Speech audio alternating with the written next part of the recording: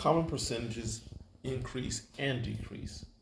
So we're going to do a 10% increase on 200. So 200 represents 100%, which is the original number. 10% will be represented by 20. You just move the decimal over one time and you get your 10%. Since this is an increase, we're going to add these two. So we get 220, which represents 110%. Next, let's do a 5% increase. So 200 is our original number, so that's 100%. To get a 5%, we go back to the 10%. 10% is 20. So 5% will be half of the 10%. So half of 20 is 10. Again, to do a 5%, you go back to the 10% and take half. Now let's do the increase. So this is 210, which represents 105%. Now, let's go here and do some decreases. Okay, so we have 200, that represents 100%. And we want to find 20%.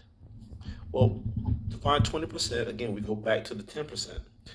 If 10% is 20, to go from 10% to 20%, you have to multiply by 2. So multiplying 10% times 2 gives us 20%. So multiplying 20 by 2 gives us 40. And that represents 20%. Now a decrease will be subtraction. So let's subtract that. So now 0 from 0 is okay. I can't take 4 from 0, so we'll borrow. Make this a 1 and this a 10.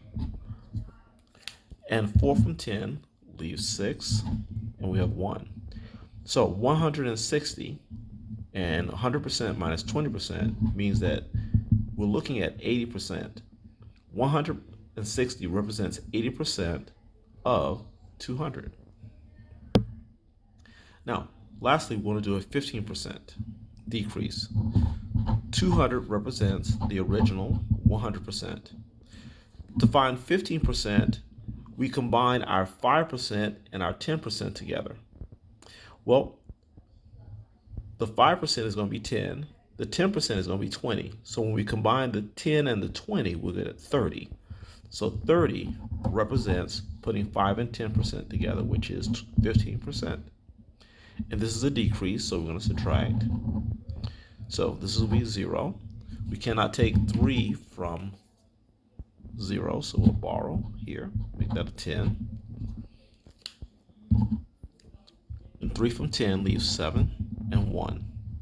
So 170 represents the 15% decrease, or should I say 85%.